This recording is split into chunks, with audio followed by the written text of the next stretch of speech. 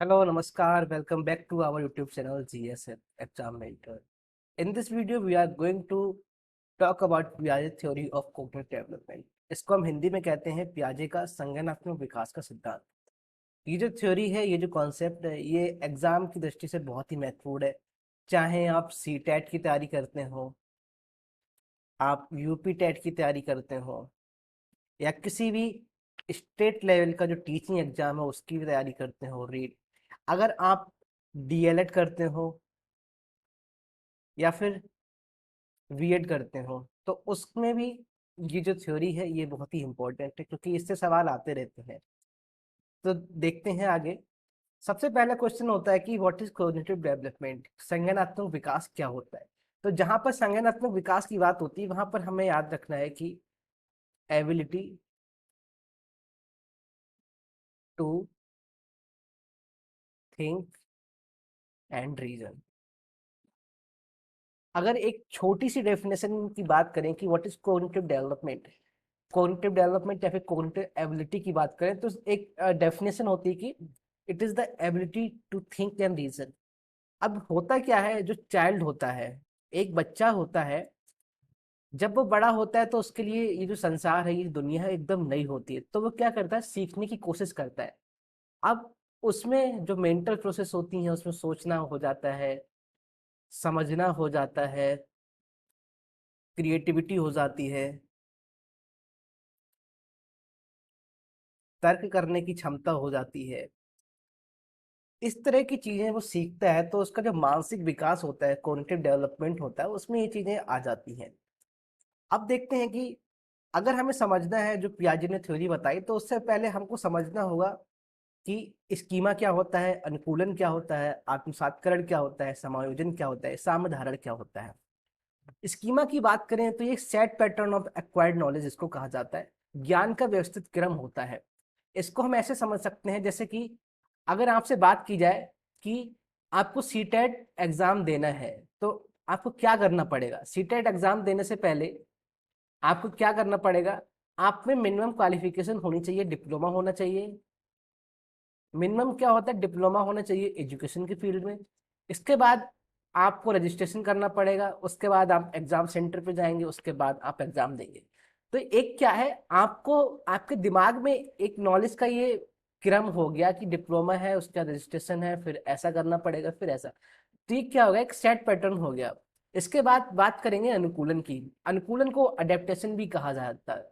अनुकूलन क्या होता है, कार्य करने के ढंग या तरीके में परिवर्तन करना तथा सामंजस्य बिठाना, ये अनुकूलन कहलाता है। इसका मतलब क्या हुआ, मतलब इसका ये हुआ जैसे कि आप किसी शादी में गए और आपको पता है कि आपको एक शादी में जाना है और आपको वहां पे कुछ लोग पसंद नहीं आए, बट आपको क्या करना है, आपको कुछ देर तक वहां पे रहना है। तो आप क्या करते हैं, आप अपने मन में आप ये सोचते हैं कि मुझे थोड़ी देर यहाँ पे रुकना है और चले जाना है। मतलब एक तरह का आप अडेप्टेशन कर रहे हैं खुद के अंदर, या फिर वातावरण और खुद के बीच में जो आप सामंजस्य बिठाते हैं उसको अनुकूलन कहा जाता है। अब ये कैसे होता है, तो देखिए, एक होता है आत्मसात्करण, इसको एसिमिलेशन कहा जाता है। इसमें क्या होता है कि जो पूर्व ज्ञान के साथ नए ज्ञान को जोड़ना और पूर्व ज्ञान का सहारा लेकर नया ज्ञान का निर्माण करना। एग्जाम्पल देखेंगे, हम बच्चों को सिखाते हैं कि 1+1 क्या होता है, 2 होता है। बच्चे ने ये सीख लिया। अब बच्चे ने ये सीख लिया, अब उसको क्या सीखा उसने कि जोड़ना क्या होता है। अगर हम उसको ये दें 2+2, तो वो ये भी जोड़ के बता देगा 4 है। तो ये क्या हुआ, इस ज्ञान से लेके इस ज्ञान की तरफ जा रहा है। मतलब उसको जो जोड़ने का कॉन्सेप्ट है उसको वो और आगे यूज कर रहा है। तो क्या कर रहा है, जो पूर्व ज्ञान है उसके साथ साथ नए ज्ञान को भी वो अक्वायर कर रहा है। नेक्स्ट है समायोजन। समायोजन को अकोमोडेशन कहा जाता है। ये होता है पूर्व ज्ञान में सुधार करना या नए संप्रत्य का निर्माण करना। अब देखो यहाँ पर क्या होता है कि अगर बच्चे ने क्या किया, 2+2 कर दिया 5, तो ये कॉन्सेप्ट तो गलत हो गया ना। कॉन्सेप्ट क्या था, कॉन्सेप्ट ये था 1+1 2, 2+2 = 4, बट यहाँ पर 4 कर दिया उसने। अब क्या कर रहा है कि उसको जरूरत है कि अपने जो स्कीमा बनाया है नॉलेज का, उसको क्या करना है, उसमें सुधार करना है। तो वो क्या करेगा, सीखेगा, उसको फिर से बताया जाएगा, तो बाद में उसको करेगा 2+2 = 4 हो जाएगा। तो एक तरह से जो समायोजन है वो अपने जो पूर्व ज्ञान में उसमें सुधार कर रहा है, या फिर उसको कोई नया कॉन्सेप्ट सिखाया जा रहा है। जैसे 2+2 4 होते हैं, अगर उससे कहा जाए कि एक रोटी ये है, एक रोटी ये है, तो तुम्हारे पास टोटल कितनी रोटी हो गई, तो वो कहेगा 2। अब यहाँ पर जो रोटी वाला कॉन्सेप्ट है, ये कॉन्सेप्ट उसने नया सीखा है। नेक्स्ट है सामधारण, इसको इक्विलिब्रेशन कहा जाता है, नए और पुराने स्कीमा में संतुलन करना। ऐसा तब होता है जब आप एक चीज सीख लेते हैं, उसके बाद नई चीज सीखने की कोशिश करते हैं, तो क्या होता है, कभी कभी हमें डाउट होता है कि मैंने ये चीज सीखी थी, तो क्या ये चीज गलत है, क्या नई चीज सीख रहा हूँ, क्या ये गलत है। तो वहां पर एक सामधारण की जो प्रोसेस होती है वो करनी पड़ती है, हमारे जो मेंटल प्रोसेस में ये चीज आ जाती है। अब देखते हैं, जो जीन पियाजे थे, इन्होंने विकास की अवस्थाएं बताई। इन्होंने जो विकास की अवस्थाएं बताई, अगर ग्राफ की बात करें, अगर हम ग्राफ की बात करें, तो इनका ग्राफ एक कंटिन्यूअस ग्राफ नहीं है, सतत ग्राफ नहीं है। कभी कभी बहुत अगर डीप क्वेश्चन आ जाता है, तो ये पूछा जाता है कि सतत ग्राफ, इस विकास का जो अवस्था है जीन प्याजे की, वो सतत ग्राफ नहीं है, मतलब कॉन्टिन्यूस ग्राफ इनका नहीं है। इन्होंने स्टेज की बात की है, और स्टेज कैसे चलती है, स्टेज ऐसे चलती है, एक स्टेज, 2 स्टेज, 3 स्टेज, 4 स्टेज। तो ये असतत ग्राफ है। अब देखते हैं इन्होंने कौन सी विकास की अवस्था की बात की। इन्होंने बात की सबसे पहले इन्होंने बात की संवेदी गामक, इसको सेंसरी मोटर स्टेज कहा जाता है। इनके बारे में अभी हम आगे पढ़ेंगे। नेक्स्ट है पूर्व संक्रियात्मक अवस्था, इसको प्री ऑपरेशनल स्टेज कहा जाता है। इसके बाद है मूर्त संक्रियात्मक अवस्था, इसको कॉन्क्रीट ऑपरेशनल स्टेज कहा जाता है। देन है औपचारिक या फिर अमूर्त संक्रियात्मक, इसको फॉर्मल ऑपरेशनल स्टेज भी कहा जाता है। अब देखेंगे जो संवेदी गावक अवस्था है, जो सेंसरी मोटर स्टेज है, इसमें इन्होंने बताया कि इसकी जो एज होती है, जो एज लिमिट होती है, वो 0 से 2 वर्ष तक होता है। अब हमें पता है कि एक जो बच्चा है वो शिशु है, सहसावस्था में है, तो उसके क्या क्या कार्य रहते हैं, किस तरह से वो रिएक्ट करता है, तो वो चीजें इसमें आ जाती हैं। देखो जो स्वाभाविक क्रियाएं हैं बच्चों की, स्वाभाविक क्रिया क्या होती हैं, 2 साल के बच्चे तक की जो स्वाभाविक क्रिया होती हैं, वो होती हैं, जैसे अगर उसने कोई रोशनी देखी है तो उसकी तरफ आकर्षित होता है, तेज आवाज की तरफ आकर्षित होता है, तेजी से बात करोगे तो वो डर जाएगा, माँ के प्रति लगाव उसको ज्यादा होता है। और वो क्या होता है, एक उसमें स्ट्रेंजर एंजाइटी होती है। स्ट्रेंजर एंजाइटी क्या होती है, हमने देखा होगा, जो बच्चे होते हैं, अगर वो अपनी माँ के पास होते हैं तो वो शांत हो जाते हैं। जैसे अगर कोई बच्चा रो रहा है और उसको माँ के पास ले जाओ तो मोस्टली शांत हो जाता है। वहीं अगर एक अजनबी इंसान को वो देख लेता है, अजनबी इंसान की अगर गोद में चला गया, तो वो शांत नहीं होता है। ऐसा क्यों होता है? ऐसा होता है स्ट्रेंजर एंजाइटी के कारण होता है। दूसरा होता है वस्तु स्थायित्व। वस्तु स्थायित्व का बहुत ही सिंपल सा एग्जाम्पल हम ऐसे समझ सकते हैं। जैसे हम क्या करते हैं, कोई भी चीज ली और हमने साइड में रख दी बहुत तेजी से और कह दिया कि गायब हो गया, तो उसको ये नहीं पता है कि चीजें गायब नहीं हो रही हैं, चीजें गायब नहीं हो रही हैं, वो बस छिपा दी गई हैं। तो जो वस्तु स्थायित्व का कॉन्सेप्ट है वो उसके अंदर नहीं होता है। नेक्स्ट है अनुकरण। अनुकरण की बात आती है कि हम जैसा करते हैं तो बच्चा वैसा करने की कोशिश करता है, इसको अनुकरण कहा जाता है। नेक्स्ट देखेंगे, नेक्स्ट है पूर्व संक्रियात्मक अवस्था या फिर प्री ऑपरेशनल स्टेज। इस स्टेज को 2 पार्ट में डिवाइड किया गया है। पहली है पूर्व प्रत्यात्मक अवस्था, दूसरी है अंतःप्रत अवस्था। पूर्व प्रत्यात्मक अवस्था, अब इन दोनों अवस्थाओं को ले लो तो ये 2 वर्ष से लेकर 7 वर्ष तक चलती हैं। तो सबसे पहले पूर्व प्रत्यात्मक अवस्था की बात करते हैं, ये 2 से 4 वर्ष तक रहती है। इस एज में बच्चा क्या होता है, जिज्ञासु हो जाता है, क्योंकि उसके लिए ये जो संसार है एकदम नया होता है। अब वो पूछता है, क्वेश्चन करना शुरू कर देता है कि कब, क्यों, कैसे, कहाँ, इस तरह के वो क्वेश्चन पुट करना स्टार्ट करता है। नेक्स्ट है अहम केंद्रित भावना। अहम केंद्रित भावना, इसको हम देखेंगे। अहम केंद्रित भावना का मतलब ये होता है कि बच्चा एक तरफ से सेल्फ सेंटर्ड है। सेल्फ सेंटर्ड में होता है कि एक होती है self talk. Self talk, self talk क्या होती है, जो बच्चा होता है वो खुद से बात करता है, खुद से बात करना स्टार्ट करता है, तो उसको सेल्फ टॉक कहा जाता है। उसको जो चीज चाहिए वो उसको चाहिए, उसको नहीं फर्क पड़ रहा है कि अगर भूख लग रही है, खाना नहीं बना है, तो उसे नहीं पता कि खाना क्यों नहीं बना, कैसे नहीं बना, क्या हुआ, उसको खाना चाहिए। नेक्स्ट है केंद्रीकरण। केंद्रीकरण का मतलब होता है कि अगर वो एक कॉन्सेप्ट पर अटक गया, एक कॉन्सेप्ट पर अटक गया, तो वो उसी कॉन्सेप्ट पर रहेगा। एग्जाम्पल इसका ले लेंगे, जैसे कि अगर आपने उसको बताया कि जिसके 4 पैर होते हैं वो गाय होती है। अब आपने ये बताया 4 पैर वाली गाय है, अब वो क्या करेगा, एक कुत्ता को देखेगा, अब उसको भी क्या गाय बोलना स्टार्ट कर देगा। तो ये क्या है, केंद्रीकरण की भावना है। अब वो जिस भी 4 पैर के जानवर को देखेगा वो उसको गाय बोलना स्टार्ट कर देगा, क्योंकि केंद्रीकरण का जो कॉन्सेप्ट है वो चल रहा है। इसके बाद आता है जीववाद। जीववाद में क्या होता है, जीववाद में होता है, इसका सबसे अच्छा एग्जाम्पल ये है कि जब बच्चा अगर फर्श पे गिर रहा है, अगर बच्चा फर्श पर गिरता है और आप क्या कहते हैं, आप कहते हैं चींटी मर गई, आप कहते हैं चींटी मर गई, और आप फर्श को क्या करते हैं, 2-3 बार उसको टैप टैप कर देते हैं, फर्श पे हाथ मारते हैं, तो उसको लगता है कि हाँ चींटी मर गई और कुछ भी नहीं हुआ। एक एग्जाम्पल ये है।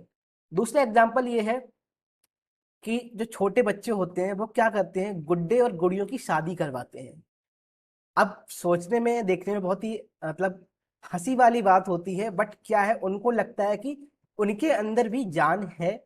अब वो उनको शादी करवाते हैं। अगर गाय भैंस वाले अगर जो खिलौने होते हैं, तो वो उनको बांधते हैं, पानी पिलाते हैं और घर घर खेलते हैं। उसका सबसे अच्छा एग्जाम्पल जीवपाद है। अपलटावी। अपलटावी का मतलब होता है कि अगर उसने जो चीज सीख ली है, जो चीज देख ली है, अब नए कॉन्सेप्ट पर जाने के बाद पुराने कॉन्सेप्ट पे वापस नहीं आ पाना। एग्जाम्पल ये हो जाएगा, जैसे कि आपने बताया कि ये क्या है, ये एक बॉक्स है।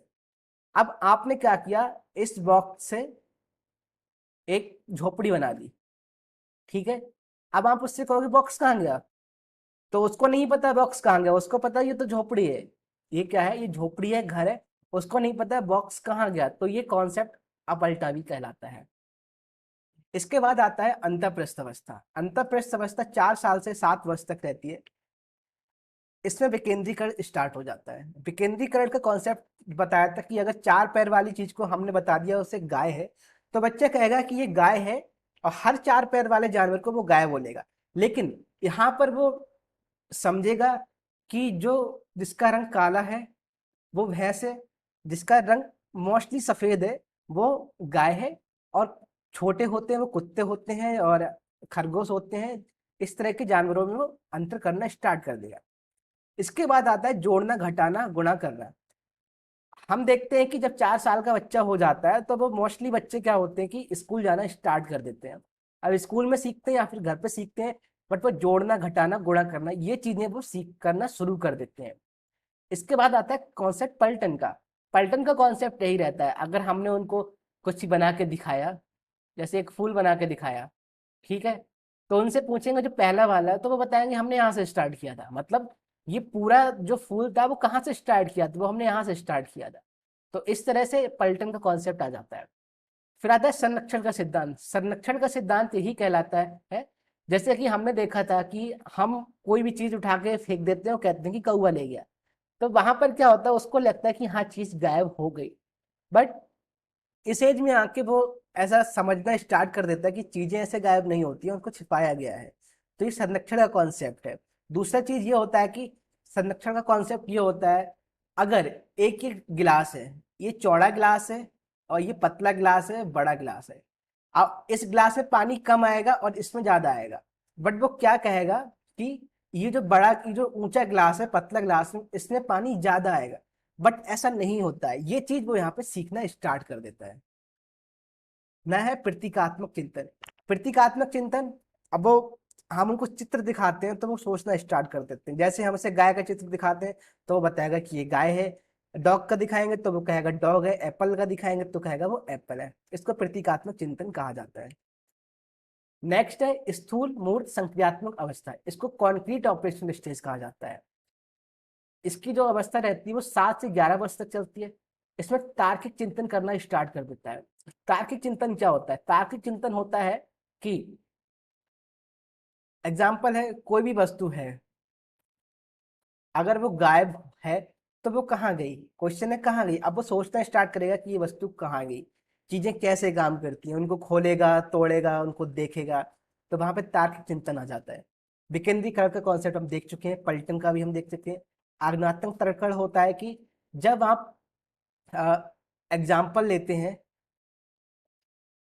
एग्जाम्पल से आप किस पे जाते हैं, प्रिंसिपल पे जाते हैं, तो ये कॉन्सेप्ट कहलाता है आज्ञात्मक तर्क।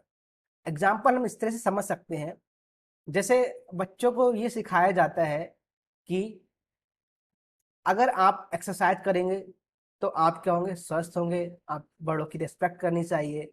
अब यहाँ पर सबसे अच्छा एग्जाम्पल है कि अगर आपके बड़े आ, अपने जो पेरेंट्स हैं उनकी रिस्पेक्ट कर रहे हैं, तो मोस्टली क्या होता है केसेस में, बच्चा भी अपने बड़ों की रिस्पेक्ट करता है, क्योंकि वो देख देख के सीख रहा है। एक प्रिंसिपल, एक सिद्धांत उसमें यह आ जाता है कि जो मेरे मम्मी पापा हैं वो दूसरों की रिस्पेक्ट कर रहे हैं, वो अपने मम्मी पापा की रिस्पेक्ट कर रहे हैं, तो मुझे भी करनी चाहिए। ये तो हो गया जनरल वे में। दूसरा आता है जब साइंस की बात होती है, बच्चों को छोटे छोटे साइंस के कॉन्सेप्ट सिखाए जाते हैं। उन कॉन्सेप्ट में उनको बताया जाता है जैसे भाप कैसे बनती है, भाप कैसे बनती है, बारिश कैसे होती है, ये चीजें आत्मक तरीके की सहायता से सिखाई जा सकती हैं। फिर सदिक्षण के सिद्धांत का उनको ज्ञान आ जाता है। अब एक चीज है इसमें, अहम केंद्रता और सामाजिकता। यहाँ पर अहम केंद्रता से हटकर वो सामाजिकता की ओर जाने लगता है। अहम केंद्रित में था कि उसको बस खुद से ही मतलब है, सेल्फ टॉक वाली बात आती है, उसको चीजें चाहिए तो चाहिए, कब क्यों कैसे नहीं पता, उसको चाहिए, उसको करना है तो करना है। सामाजिकता यहाँ पे आने लगती है क्योंकि वो स्कूल जाने लगता है, वो स्कूल जाने लगता है, वो परिवार के सदस्यों के साथ घुलने मिलने लगता है, वो बाहर की दुनिया भी देखने लगता है, तो ऐसे हिसाब से उसमें सामाजिकता आने लगती है। नेक्स्ट है औपचारिक अमूर्त संक्रियात्मक, इसको फॉर्मल ऑपरेशनल स्टेज कहा जाता है। ये स्टेज 11 से लेकर 15 वर्ष तक चलती है। इसमें तार्किक चिंतन प्लस संभावना। तार्किक चिंतन तो हमने देख लिया कि किस तरह से तार्किक चिंतन करता है बच्चा। संभावना का मतलब यह है कि संभावना व्यक्त कर सकता है। अब बच्चा 11 से 15 साल का हो गया है, अब वो बता सकता है, संभावना बता सकता है कि हो सकता है, वो कहेगा मम्मी ऐसा लग रहा है आज बारिश होगी, ऐसा लग रहा है आज बारिश होगी। तो इस तरह की संभावना वाली चीजें होती हैं, वो उसके माइंड में आने लगती हैं। फिर आता है अमूर्त चिंतन। अमूर्त चिंतन का जो कॉन्सेप्ट होता है, वो कॉन्सेप्ट ये होता है कि चीज वहां पर नहीं है, उसके बाद बावजूद भी हम अमूर्त चिंतन करते हैं। ये कॉन्सेप्ट सबसे इसका एग्जाम्पल लेते हैं कहानी से। कहानी के माध्यम से जो अमूर्त चिंतन का जो एबिलिटी है वो बच्चों में बढ़ाई जा सकती है। अमूर्त चिंतन के माध्यम से हम बच्चों में, जैसे एक कहानी सुनाई, कहानी मोस्टली बच्चों को जानवरों की सुनाई जाती है, देखा होगा हमने, या फिर एक राजा रानी थी, इस तरह की कहानी सुनाई जाती है। अब हम बात करते हैं, एक राजा था एक रानी थी, तो अगर हम कहते हैं तो उनके माइंड में एक तरह की इमेज बनने लगती है कि राजा किस तरह का होता है, रानी किस तरह की होती है, गाय भैंस किस तरह की होती है, शेर में क्या, जो जंगल होता है उसमें शेर क्या करता है, जंगल में कौन रहता है, झोपड़ी में कौन रहता है। चीजें उसके सामने नहीं है, बट आप क्या करोगे, उससे बोलोगे, नाम लोगे, तो वो अमूर्त चिंतन करने लगता है। दूसरा यह होता है कि अगर सवाल दे रहे हैं उसको कि 2+2 कितने होते हैं, अब बच्चा क्या करेगा, उंगली पे काउंट नहीं करेगा, इस स्टेज में आके वो बता देगा 2+2 4 होते हैं। उसको 4+8 बताओगे तो वो जोड़ के बता देगा कि 4+8 कितने होते हैं, 12 होते हैं। तो ये आता है अमूर्त चिंतन से। इसके बाद आती है समस्या समाधान की क्षमता। समस्या समाधान की क्षमता का मतलब होता है कि अगर कोई समस्या उत्पन्न होती है तो बच्चा कोशिश करेगा कि उसकी समाधान भी ढूंढे। जब बच्चा छोटा होता है तो क्या करता है, अगर समस्या आती है तो वो रोना स्टार्ट कर देता था। बट अभी क्या है, अब इस स्टेज में आके इससे निकलकर वो समस्या समाधान की तरफ जाता है, समस्या समाधान की तरफ वो जाता है, और कोशिश करता है कि जो समस्या हो रही है उसका वो किसी तरह से समाधान निकाल ले। एग्जाम्पल लेते हैं, जैसे अगर बच्चा साइकिल चला रहा है, बच्चा साइकिल चला रहा है, बाईसाइकिल चला रहा है, अगर खराब होती है तो वो क्या करता है, वो खुद से सही करने की कोशिश करता है। खिलौना अगर टूट जाए तो वो खुद से सही करने की कोशिश करता है। ये सबसे अच्छा एग्जाम्पल हो जाता है समस्या समाधान का। तो ये जो कॉन्सेप्ट है, ये जो 4 स्टेज थी, बहुत ही महत्वपूर्ण स्टेज थे। इनको हमें याद रखना है, इन स्टेज में क्या होता है हमें इसको याद रखना है कि बच्चा किस स्टेज में क्या करता है, कैसे सीखता है, कैसे उस चीजें उसको अफेक्ट करते हैं, ये चीजें हमें पता होनी चाहिए। तो अगर आपको ये वीडियो अच्छी लगी हो, कॉन्सेप्ट समझ में आया हो, तो हमारा चैनल है YouTube GS exam mentor, YouTube पर जाकर आप जीएस एग्जाम मेंटर को आप सब्सक्राइब कीजिए।